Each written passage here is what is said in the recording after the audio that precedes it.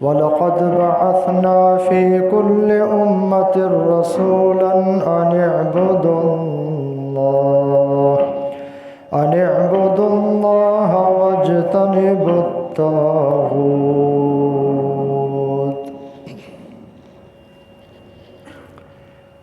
تمام قسم کی تعریفات اللہ خالق کائنات، مالک ارض و سما کے لیے، جو اس پوری کائنات کا تنہا خالق اور مالک ہے، اور بے شمار بے حساب ان گنت درود و سلام ہو ہم سب کے پیارے اور محبوب نبی اور رسول جناب محمد الرسول اللہ صلی اللہ علیہ وسلم کی ذات گرامی پر۔ قرآن مجید میں سے ایک آیت مبارکہ کا ایک حصہ آپ حضرات نے سننے کی سعادت حاصل کی ہے۔ آج میں آپ کے سامنے توحید اور سنت کے موضوع پر قرآن اور حدیث کی روشنی میں کچھ باتیں گوش گزار کرنا چاہوں گا۔ یہ موضوع انتہائی اہم موضوع ہے۔ توحید اور سنت، اس حوالے سے ہم سب اپنی اصلاح کرنے کی کوشش کریں گے، کیونکہ توحید وہ فریضہ ہے جس کے حوالے سے اللہ تعالیٰ نے ایک بڑی تعداد انبیاء کرام کی، ان سب پر درود و سلام ہو، ان کو مبعوث فرمایا، اور کائنات میں اللہ تعالیٰ نے ان نبیوں اور رسولوں کو بڑے اونچے مقام پر اللہ نے فائز فرمایا تھا۔ ان نبیوں نے سب سے پہلی دعوت اسی توحید کی دی ہے۔ توحید کا سبق اپنی امتوں کو پڑھایا اور سمجھایا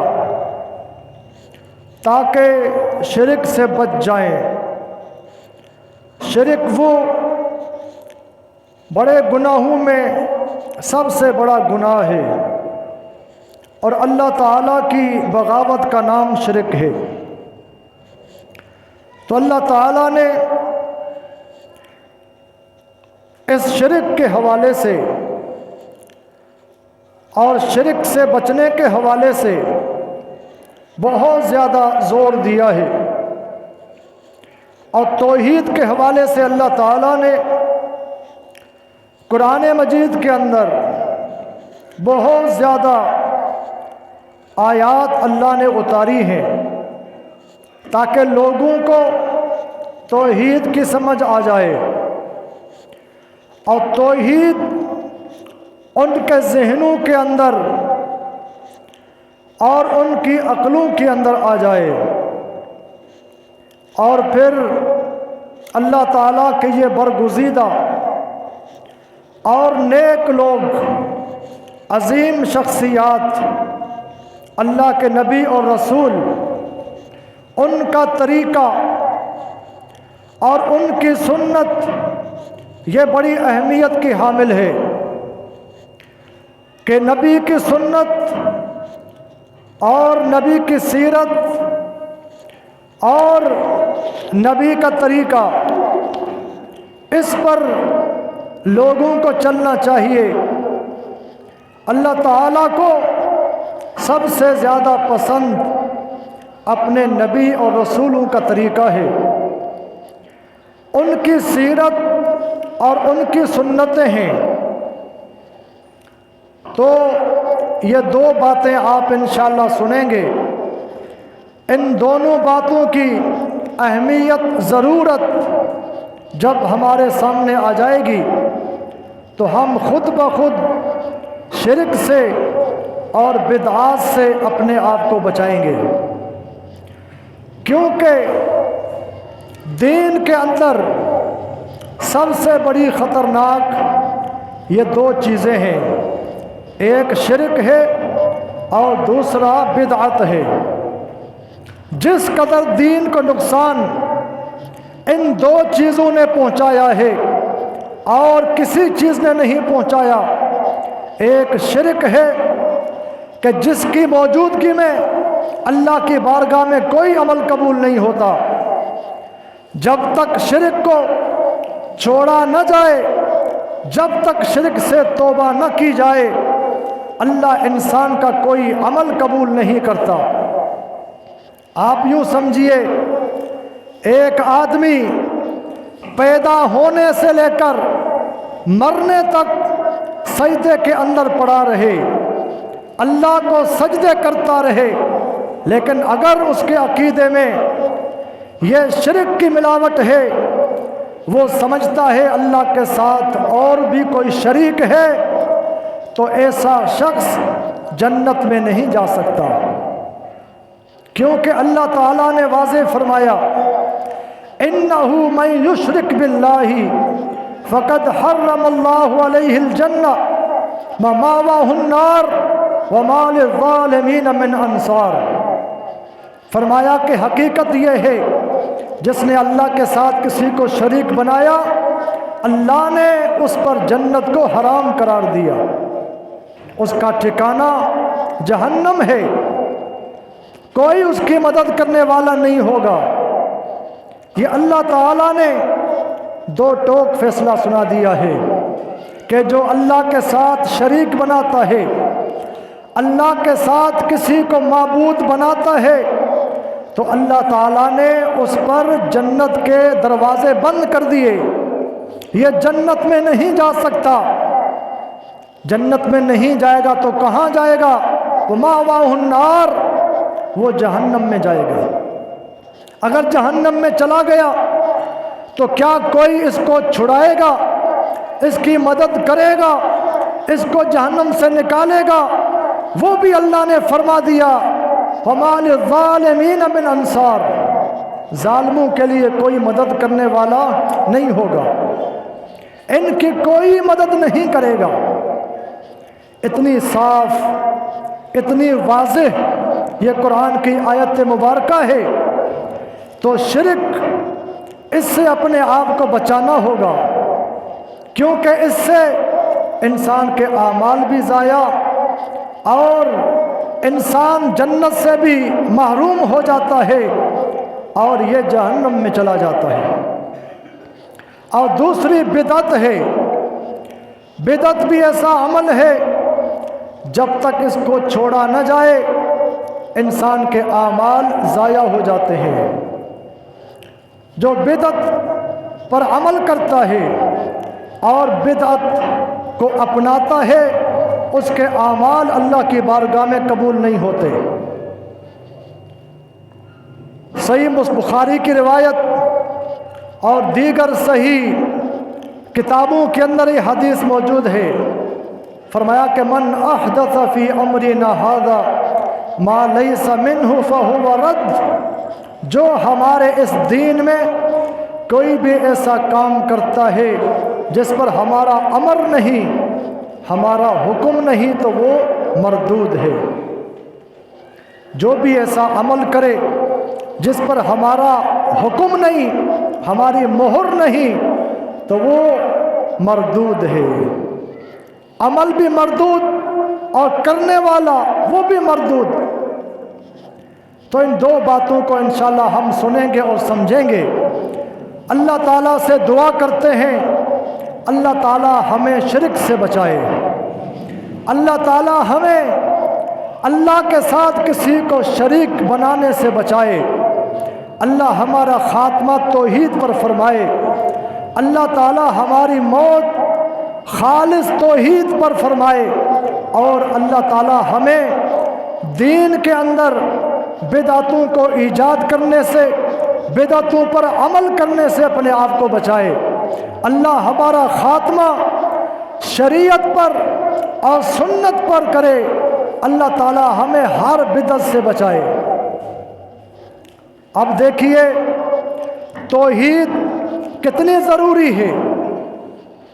देखिए अल्लाह के नबी अलैहिस्सलातु वस्सलाम को लोग सादिक मानते थे, अमीन मानते थे, आपको जज मानते थे, आपको काजी मानते थे, आपको सबसे बड़ा शरीफ इंसान मानते थे और आपकी बड़ी इज्जत करते थे। लेकिन जैसे आपने दुनिया वालों के सामने तौहीद का पैगाम रखा, सब आपसे नाराज़ हो गए, सब ने आपसे बाइकाट किया।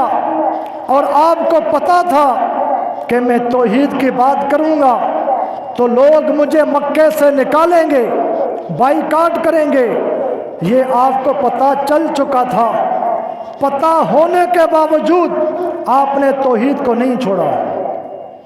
आपने सबसे पहले तौहीद को बयान किया, क्योंकि नबी हकीम होता है, नबी अच्छा इलाज करने वाला होता है और नबी अच्छा दर्स देने वाला होता है।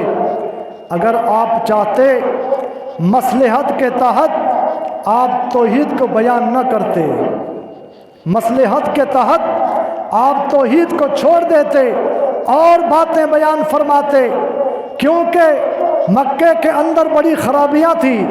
मक्के के अंदर कत्ल गारत होती थी, बदकारी होती थी, शराब आम थी, लूट मार आम थी, फसाद था, बच्चियों को जिंदा दफन करते थे। लेकिन आपने इन बातों को पहले बयान नहीं किया। सबसे पहले आपने तौहीद को बयान किया, सबसे पहले आपने तौहीद की दावत दी। आप चाहते तो लोगों को करीब करने के लिए मीठी मीठी बातें बताते, प्यार भरी बातें बताते, लेकिन आपने अल्लाह के हुक्म से, जब अल्लाह ने आपको नबी बनाया तो आपने नबूवत का ऐलान किया।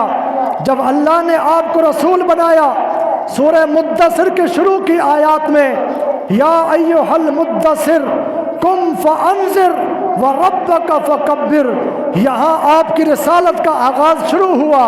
अल्लाह ने फरमाया कि अब खड़े हो जाइए। चादर ओढ़ने वाले, ये वही चादर जब आप पर पहली वही आई थी तो फरमाया था कि ज़म्मिलूनी ज़म्मिलूनी, मुझे चादर उड़ाओ, मुझे चादर पहनाओ, मुझे डर लग रहा है। अल्लाह ने उसी चादर का जिक्र फरमाया कि या अय्युहल मुद्दसिर, ए चादर ओढ़ने वाले, कुम फअंज़िर, उठिए लोगों को डराइए, व रब्बक फकब्बिर, रब की बड़ाई बयान कीजिए और किसी की नहीं, न लात की, न उज़्ज़ा की, न मनात की, न 360 की, न किसी और बुज़ुर्ग की। व रब्बक फकब्बिर, फरमाया कि रब की बड़ाई बयान करो, रब की तौहीद, रब की अज़मत, रब की शान बयान करो। यहाँ से अल्लाह ताला ने आपसे तौहीद का ऐलान करवाया और आपने तौहीद का आगाज़ किया। यहाँ मिसाल देकर बात को आगे चलाऊंगा। सबसे अच्छा डॉक्टर वो है, सबसे मुखलिस हकीम वो है जो बीमारियों में से सबसे बड़ी बीमारी को पकड़े, मरीज को चेक करे, इसका असल मर्ज क्या है, बड़ी बीमारी क्या है, उसी का इलाज करे। ये मुखलिस डॉक्टर कहलाएगा, ये अच्छा हकीम कहलाएगा कि तमाम बीमारियों को देखता है और उस बीमारी का इलाज शुरू करता है जो बीमारी ज़्यादा ख़तरनाक है, जो सबसे बड़ी बीमारी है। अगर एक कैंसर का मरीज़ है, कैंसर के मरीज़ को अगर पेनाडोल खिलाते रहो तो पेनाडोल खाने से वो सही नहीं हो सकता। एक टीबी का मरीज़ है, टीबी के मरीज़ को आप ये पेनाडोल खिलाते रहो कि सही हो जाएगा, वो कभी सही नहीं होगा। उसको कैंसर की दवाई देना होगी, उसको टीबी का इलाज करना होगा, کہ خطرناک مرض یہ ہے، اس کو یہ دوائی دی جائے، اس کو یہ ٹیبلٹ دی جائے، اس کا کینسر کنٹرول میں آئے، اس کی ٹی بی ختم ہو جائے، پیناڈول دینے سے یہ خیر خواہی نہیں، اس کا نقصان ہے۔ تو سب سے بڑی بیماری معاشرے کے اندر کیا ہے کہ ان کے شرک کا علاج کیا جائے، ان کے عقیدوں کا علاج کیا جائے، اور جو بدعات ہیں اور جو دین میں نئی چیزیں ہیں ان کا علاج کیا جائے، بجائے اس کے جو سب سے بڑی خرابی، جو سب سے بڑی کوتاہی، اس کو چھوڑ کر میٹھی میٹھی باتیں بتا کر اور واقعات سنا کر لوگوں کو اسی پر لگایا جائے، تو یہ خیر خواہی نہیں، یہ دین کی تبلیغ کا، دعوت کا حق ادا نہیں ہو سکتا۔ انبیاء کرام مخلص تھے، حکیم تھے، انہوں نے اس چیز کا سب سے پہلا علاج کیا، لوگوں سے شرک کو نکالا، شرک کی تردید کی اور توحید کی دعوت دی۔ یا قوم اعبدوا اللہ ما لکم من الہ غیرہ، ہر نبی نے اپنے امت سے کہا کہ رب کی عبادت کرو، اللہ کی عبادت کرو، اس کے علاوہ کوئی معبود نہیں ہے۔ دیکھیے مسند احمد کے اندر یہ صحیح حدیث موجود ہے، توحید کی اہمیت، توحید ہے تو سب کچھ ہے، اگر توحید نہیں ہے تو ہمارے اعمال کا کوئی فائدہ ملنے والا نہیں ہے۔ صحیح حدیث آپ کے سامنے رکھنا چاہتا ہوں، ایک صحابی ہے جن کا نام ہے عاص بن وائل رضی اللہ عنہ۔ عاص بن وائل آپ کی خدمت میں حاضر ہوئے اور آ کر کہا میرے والد کا انتقال ہو چکا ہے، میرے والد کا انتقال ہو چکا ہے، میرے والد نے مرنے سے پہلے وصیت کی تھی کہ میں 100 اونٹ قربان کروں گا، 100 اونٹ کیا ہے ذبح کروں گا، لیکن وہ کر نہیں سکا، 100 اونٹوں کو وہ ذبح نہیں کر سکا، اس کا انتقال ہو گیا۔ ایک میرا بھائی ہے جس کا نام ہشام ہے، اس نے 50 اونٹ ابو کی وصیت پر قربان کر دیے، اور 50 اونٹ میرے حصے میں آتے ہیں، لیکن میں پہلے آپ سے پوچھتا ہوں کیا میں اونٹ قربان کروں، اپنے والد کی وصیت پر عمل کروں تاکہ اس کو اس کا ثواب مل جائے؟ تو آپ نے فرمایا اما ابو کا فلو اقر بالتوحید ثم تصدقت وصمت، اگر تمہارے والد نے توحید کا اقرار کیا ہوتا، اگر تمہارے والد نے توحید کو مانا ہوتا، قبول کیا ہوتا، اس کے بعد پھر آپ اس کی طرف سے صدقہ کرتے، روزہ رکھتے تو ضرور اس کا فائدہ ہوتا، اگر پھر تم کرتے تو اس کو ضرور لَنَفَعَهُ ذَلِكَ، اس کا اس کو فائدہ پہنچتا، لیکن توحید کا اقرار نہیں کیا، اب کوئی اس کو فائدہ نہیں پہنچے گا۔ آپ نے واضح فرما دیا اگر تیرے والد کے پاس توحید ہوتی، اس نے توحید کو مانا ہوتا، شرک کو چھوڑا ہوتا، تو صدقہ کرو تو بھی فائدہ ہوگا، نذرانہ ادا کرو تو بھی فائدہ ہوگا، کوئی بھی عمل کرو فائدہ ہوگا، لیکن اگر توحید نہیں اپنائی، جو بھی عمل کیا جائے اس کا فائدہ نہیں پہنچے گا۔ اندازہ کیجئے 100 اونٹ، 1-2 اونٹ نہیں، 100 اونٹ وہ بھی قربان کیے جائیں اس آدمی کے لیے جس کا عقیدہ ٹھیک نہ ہو، کوئی فائدہ نہیں پہنچتا۔ ایک مرغی، ایک بکری تو کیا، ایک چھوٹا سا انڈا کیوں نہ ہو، اس کا ثواب بھی اس کو نہیں ملے گا۔ کیوں کہ اس نے توحید پر عمل نہیں کیا، توحید کا اقرار نہیں کیا۔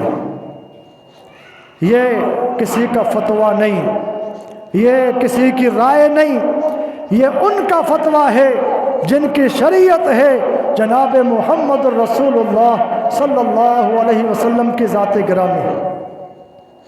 دو ٹوک آپ نے فیصلہ سنا دیا کہ اگر والد نے توحید کو مانا ہوتا تو یہ 100 اونٹ قربان کیے جاتے، اس کو ضرور فائدہ پہنچتا، لیکن توحید کو نہیں مانا تو کوئی فائدہ نہیں۔ اللہ اکبر۔ مشرکین مکہ، حتیٰ کہ عیسائی، حتیٰ کہ مجوسی، حتیٰ کہ مشرکین مکہ اللہ کو مانتے تھے، اللہ کو مانتے تھے، بیت اللہ پر خرچ کیا، تعمیر کی، حج کرتے تھے، طواف کرتے تھے اور حاجوں کی خدمت کرتے تھے، کچھ فائدہ نہیں ہوا۔ کیوں؟ ان کے پاس توحید نہیں تھی۔ آج عیسائی موجود ہیں، آج ہندو موجود ہیں، اللہ کو مانتے ہیں، اللہ کو مانتے ہیں کہ اللہ مارتا ہے، اللہ زندہ کرتا ہے، اللہ کی ذات موجود ہے، لیکن شرک کرتے ہیں۔ کیا کرتے ہیں؟ شرک کرتے ہیں، جس کی وجہ سے ان کے کوئی عمل قبول نہیں ہو رہے، ان کے کوئی عمل قبول نہیں ہو رہے۔ تو توحید کو ماننا پڑے گا کہ معبود ایک ہے، عبادت ایک اللہ کی، سجدہ ایک اللہ کو، رکوع ایک اللہ کو، اور یہ ذبح، یہ قربانی ایک اللہ کے لیے۔ جب یہ عمل کریں گے، اقرار کریں گے توحید کا، تو پھر اعمال قبول ہوں گے۔ تو جو دل کے اخلاص کے ساتھ کلمہ پڑھتا ہے، لا الہ الا اللہ محمد الرسول اللہ، اس کو دل کی گہرائی سے پڑھتا ہے، اس پر عمل کرتا ہے کہ اللہ کے علاوہ کوئی معبود نہیں ہے، معبود ایک ہی ہے، وہ اللہ ہے اور کوئی نہیں، اور محمد صلی اللہ علیہ وسلم اللہ کے رسول ہیں، ان کو رسول مانتا ہے، اور آخری رسول اور آخری نبی مانتا ہے، پھر اس کا عقیدہ ٹھیک ہوتا ہے۔ خالی کلمہ پڑھ لیا، اللہ کے ساتھ کسی اور کو شریک بناتا ہے تو اس کا کوئی فائدہ نہیں ہے۔ تو یہ توحید بہت اہم موضوع، اہم فریضہ، اور یہ اہم کیا ہے ہمارے لیے ہے کہ ہم توحید کو سمجھیں، اس کو اپنائیں اور اپنے آپ کو شرک سے بچائیں۔ دوسرا کیا ہے؟ سنت۔ ایمان والے سب سے زیادہ محبت اللہ سے کرتے ہیں، والذین آمنوا اشد حبا للہ۔ قرآن کہتا ہے ایمان والے سب سے زیادہ محبت اللہ سے کرتے ہیں۔ مسلمانوں کی سب سے زیادہ محبت اللہ سے ہونی چاہیے۔ اللہ سے محبت، اللہ کا حکم ماننا، یہ مومنوں کی خوبی ہے۔ اور پھر اللہ کے بعد کن سے محبت کرتے ہیں؟ انبیاء کرام سے محبت کرتے ہیں۔ قل ان کنتم تحبون اللہ فاتبعونی یحببکم اللہ۔ اللہ نے فرمایا اگر تم اللہ سے محبت کرنا چاہتے ہو تو کیا کرو؟ نبی سے محبت کرو، ان کی اتباع کرو۔ خالی محبت نہیں، فاتبعونی، میری اتباع کرو، میری پیروی کرو۔ اگر اللہ سے محبت ہے تو نبی کی اطاعت کرنا ہوگی، نبی کی پیروی کرنا ہوگی، ان کی سنت پر عمل کرنا ہوگا، ان کی سیرت پر چلنا ہوگا۔ یہ نبی سے محبت کی دلیل ہے۔ تو ایمان والے سب سے زیادہ محبت اللہ سے کریں۔ پوری کائنات میں سب سے بڑا محبوب کون ہونا چاہیے؟ اللہ کی ذات۔ اللہ کے ہر حکم پر، اللہ کے ہر فرض پر مومن تیار ہوتا ہے، تیار رہے کہ اللہ کا حکم ہے، اللہ مجھے محبوب ہے۔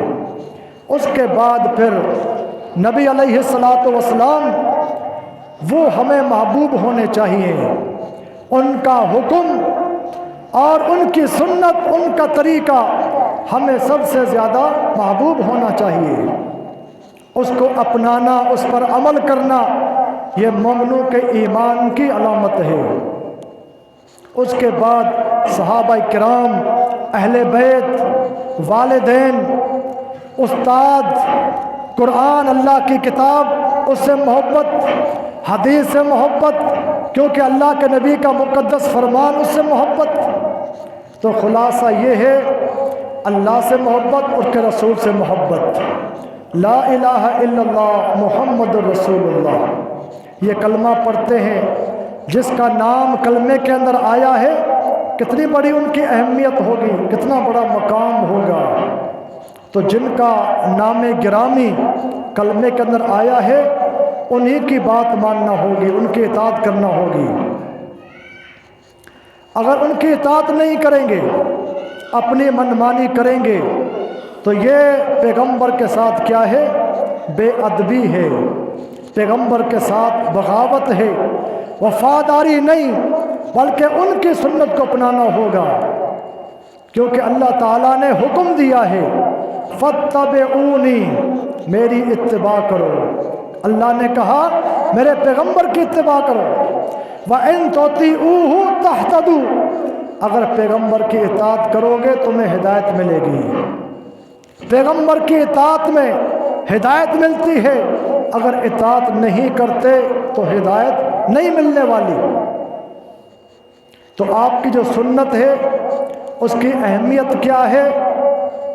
آپ یوں سمجھیے سمندر کے اندر سمندر ہے، اس کے اندر کوئی آدمی بغیر کشتی کے سوار ہو جائے، وہ سمجھتا ہے مجھے تیرنا آتا ہے، میں بڑا مضبوط ہوں، میں ڈوب نہیں سکتا۔ وہ آدمی بغیر کشتی کے سمندر میں سوار ہو جائے، سفر کرنا شروع کر دے تو کیا خیال ہے؟ کشتی میں نہیں بیٹھتا، پانی میں داخل ہو جاتا ہے سامان لے کر، اپنے پیسے لے کر، اور سمجھتا ہے میں بڑا مضبوط ہوں اور مجھے تیرنا آتا ہے۔ وہ بچ سکتا ہے؟ وہ سمندر کے اندر کیا ڈوب نہیں جائے گا؟ ڈوب جائے گا، اس کا مال بھی ضائع ہوگا، اس کی جان بھی ضائع ہوگی۔ تو پیارے پیغمبر کی سنت کیا ہے؟ کشتی کی طرح ہے۔ اس کائنات کے اندر ایک بہت بڑا سمندر ہے، اگر ہم چاہتے ہیں کہ ہم فتنوں میں نہ پڑ جائیں، ہم ضائع نہ ہو جائیں، تو ہمیں جو سنت کی کشتی اس میں سوار ہونا ہوگا۔ اس پر امام مالک رحمہ اللہ کی نصیحت یاد آتی ہے، وہ فرماتے ہیں السنت سفینۃ نوح من رکبها نجا ومن تخلف عنها غرقا۔ امام مالک رحمہ اللہ فرماتے ہیں سنت کی حیثیت کشتی کی طرح ہے۔ سنت کیا ہے؟ کشتی کون سی؟ جناب نوح علیہ السلام کی، وہ مراد ہے۔ جب طوفان آیا تھا تو طوفان کے اندر وہ لوگ بچ گئے تھے جو کشتی میں سوار ہو گئے تھے۔ آپ جانتے ہیں قرآن مجید کے اندر مشہور ہے، قوم نوح پر طوفان آیا تھا، پانی کا سیلاب آیا تھا، تو وہ لوگ بچ گئے جو آپ کی کشتی میں سوار ہو گئے۔ آپ نے کشتی بنائی، ایمان والوں کو بٹھایا، جو کشتی میں سوار ہو گئے وہ بچ گئے، جو کشتی میں سوار نہیں ہوئے وہ سارے ڈوب گئے، حتیٰ کہ ان کا بیٹا بھی ڈوب گیا۔ ان کا بیٹا جس کا نام کنعان کے نام سے مشہور ہے وہ بھی ڈوب گیا، بڑی پہاڑ پر چوٹی پر چڑھ گیا لیکن بچ نہیں سکا، وہ ڈوب گیا۔ تو پیغمبر کی سنت کیا ہے؟ کشتی ہے۔ اگر سنت پر عمل کریں گے گمراہی سے بچ جائیں گے، کشتی پر سوار نہیں ہوں گے تو ڈوب جائیں گے، سنتوں پر عمل نہیں کریں گے، بدعات کو ایجاد کریں گے، بدعات پر عمل کریں گے تو ہم ضائع ہو جائیں گے، ہمارے اعمال بھی ضائع ہو جائیں گے۔ تو اس لیے ہمیں کوشش کرنی چاہیے جو سنتیں ہیں، جو شریعت ہے، جو آپ کی سیرت طیبہ ہے اس پر عمل کریں، دین کے اندر نئے نئے کام ایجاد نہ کریں۔ جیسے یہ شعبان کا مہینہ چل رہا ہے، یہ شعبان کا مہینہ انتہائی عظیم الشان مہینہ ہے، اس میں آپ نے روزے زیادہ رکھے ہیں کبھی پورا شعبان روزے رکھے، کبھی آدھا شعبان روزے رکھے، کبھی اکثر یہ شعبان کا مہینہ روزے سے گزارا، اور آپ فرماتے تھے کہ یہ رمضان کا پڑوسی ہے، اور محدثین بھی کہتے ہیں یہ رمضان کا پڑوسی ہے، اس میں رمضان کی تیاری کرنی چاہیے، اعمال کرنے چاہیے، لیکن وہ اعمال نہیں جو خود ساختہ ہیں، جو ہم نے خود بنائے ہیں، اس سے بچنا ہوگا۔ جیسے شعبان کی 15 شعبان کی جو رات ہے، ہمارے یہاں مشہور ہے یہ شب برات ہے، کہتے ہیں یہ شب برات ہے، یہ جاگنے کی رات ہے، بڑی رات ہے، قسمت کی رات ہے، اس میں تقدیر لکھی جاتی ہے، اور مردوں کی روحیں آتی ہیں، مردوں کی روحیں آتی ہیں، اس رات کو جاگ کر قبرستان کو سجاتے ہیں، گھروں میں خوشبو لگاتے ہیں، اور پکوان پکاتے ہیں، اور نمازیں پڑھتے ہیں۔ یہ ہمیں کس نے بتایا؟ قرآن نے بتایا، اللہ کے نبی علیہ السلام نے بتایا، صحابہ نے بتایا۔ اگر قرآن سے ملتا ہے تو سر آنکھوں پر، پیارے پیغمبر نے بتایا، تعلیم دی ہے، آپ نے خود رات کو جاگ کر قبرستان تشریف لے گئے ہوں، آپ نے رات کو حلوہ پکایا ہو، آپ نے خاص نماز پڑھی ہو، خاص دعائیں پڑھی ہو، تو ہمیں کرنا چاہیے سر آنکھوں پر۔ لیکن اگر آپ نے نہیں کیا، کوئی عمل نہیں کیا، اور صحابہ نے نہیں کیا، تو ہمیں وہ عمل نہیں کرنا چاہیے۔ وہ دین میں اضافہ ہوگا، دین میں اضافہ بن جائے گا، اور دین میں اضافہ اللہ کو پسند نہیں، اللہ کے رسول کو پسند نہیں۔ دین 14 صدیاں پہلے مکمل ہو چکا تھا، اس وقت بھی شعبان کا مہینہ آتا تھا، اس وقت بھی 15 شعبان کی رات آتی تھی، نہ پٹاخے ہوتے تھے، نہ حلوہ پوری ہوتی تھی، نہ قبرستانوں کی اس طرح جو آج صفائی ہوتی ہے، چراغاں ہوتا ہے، ایسا کچھ نہیں ہوتا تھا۔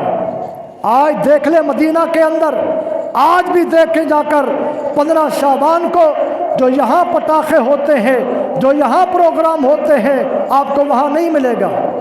بقی قبرستان ہو یا معلیٰ قبرستان ہو، کہیں بھی جا کر دیکھ لیں، یہ وہاں بدعات آپ کو نہیں ملیں گی۔ یہ ہمارے ہاں ہے، اور عجیب بات تو یہ ہے 15 شعبان کی رات کو 100 رکعات پڑھی جاتی ہیں، 100 رکعات، جس کا نام ہے صلاۃ الفیہ۔ صلاۃ الفیہ کے نام سے نماز پڑھی جاتی ہے۔ الفیہ کہتے ہیں 1000 کو، ہزاری نماز۔ 1000 کیا ہے؟ نماز۔ وہ کیسے پڑھتے ہیں؟ 100 رکعت نماز پڑھتے ہیں، اور ایک رکعت میں 10 مرتبہ سورہ اخلاص پڑھتے ہیں، ایک رکعت میں 10 مرتبہ سورہ اخلاص پڑھتے ہیں۔ 10 10 10، یہ جب 100 رکعت پڑھیں گے تو سورہ اخلاص بن جائے گی 1000 مرتبہ۔ کتنی بار پڑھیں گے اخلاص؟ 1000 مرتبہ، تو کہتے ہیں صلاۃ الفیہ۔ کتنا افسوس ہے، اللہ معاف فرمائے، یہ ہم بھی کام کر کے آئے ہیں، ہم بھی شب برات مناتے تھے، راتوں کو جاگتے تھے، دین کا پتہ نہیں تھا، جو سنی سنائی باتیں ہمارے بڑے کرتے تھے گاؤں میں، ہم بھی کرتے تھے، پتہ نہیں تھا حقیقت کیا ہے۔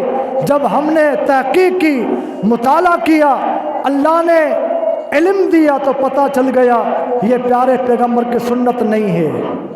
بخاری سے لے کر حدیث کی چھوٹی کتاب آپ پڑھیں گے، کہیں بھی آپ کو صلاۃ الفیہ کا نام نہیں ملے گا۔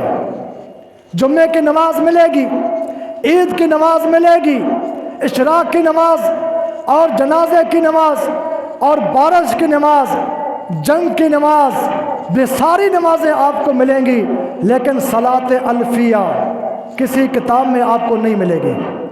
صلاۃ الفیہ کسی حدیث میں نہیں آئی۔ 4 صدی بعد میں، 400 سال اللہ کے نبی کے جانے کے بعد یہ نماز پڑھی گئی ہے۔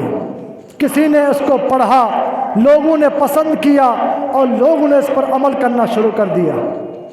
دین مکمل ہوا 1400 سال پہلے، 400 سال کے بعد کیا ہے؟ یہ صلاۃ الفیہ وجود میں آئی۔ جو دین مکمل ہونے کے بعد نماز ایجاد ہو وہ دین بن سکتی ہے؟ دین تو مکمل ہو چکا، پیارے پیغمبر پر اللہ نے دین مکمل کر کے پیغمبر کو اپنے ہاں بلا لیا، تو بعد میں دین کیسے بن سکتا ہے؟ تو معاف کیجئے گا، یہ نماز پڑھنے سے پہلے 100 رکعت پڑھنے سے پہلے 100 مرتبہ سوچئے گا، 100 مرتبہ سوچئے گا یہ نماز پڑھوں کہ نہ پڑھوں، پڑھوں گا تو ثواب ملے گا یا میری پکڑ ہو سکتی ہے کہ پیغمبر سے آگے بڑھ رہا ہوں، پیغمبر سب سے بڑے نیک بڑے متقی انہوں نے نہیں پڑھی اور میں پڑھتا ہوں، تو سوچنا ہوگا محترم بھائیوں، کلو بدعت ضلالہ، ہر بدعت گمراہی ہے۔ آپ کہیں گے یہ تو نماز ہے، نماز بدعت کیسے ہو گئی؟ محترم بھائیوں، کلو بدعت ضلالہ، ہر نیا کام نماز کی صورت میں ہو، طواف کی صورت میں ہو، حج کی صورت میں ہو اور صدقے کی صورت میں ہو، جو ہم خود ساختہ ایجاد کریں گے اس کو آپ نے خود فرمایا کل بدعت ضلالہ، ہر بدعت گمراہی ہے۔ بہرحال شعبان کی 15ویں رات کو بہت سارے اعمال کیے جاتے ہیں، اگر شریعت کے اندر ملتے ہیں سر آنکھوں پر، میں بھی کروں آپ بھی کریں، اگر نہیں ملتے مدینہ کے سردار نے تاجدار مدینہ نے جب نہیں کیے تو ہم کیوں کرتے ہیں؟ آج بھی جب مدینہ کے اندر نہیں ہوتے، مسجد نبوی کے اندر نہیں ہوتے، 15 شعبان کو مسجد نبوی عظیم الشان مسجد ہے، پیغمبر کے مبارک ہاتھوں سے بنائی گئی، اس پہ چراغاں نہیں ہوتا، اس کو نہیں سجاتے، مسجد حرام جو ہمارا قبلہ ہے اس کو نہیں سجاتے، وہاں یہ نماز نہیں پڑھی جاتی، تو پھر ہم کیوں پڑھتے ہیں؟ یہ ایک سوال آپ پر چھوڑ رہا ہوں۔ تنہائی میں رات کو بستر پر جب سونے جائیں تو آپ سوچیں کہ ہم یہ نماز پڑھتے ہیں، مسجدوں کو سجاتے ہیں، راتوں کو جاگتے ہیں، جہاں سے دین آیا تھا وہاں مکہ مدینہ سے دین آیا، وہاں تو نہیں ہوتا، دین تو وہاں سے شروع ہوا، وہاں نہیں ہوتا، ہم کرتے ہیں۔ تو بہرحال میں آپ جب سوچیں گے، اپنی اصلاح کریں گے تو اللہ ضرور ہمارے پردے کھولے گا، اللہ ہمیں صلاحیت عطا فرمائے گا۔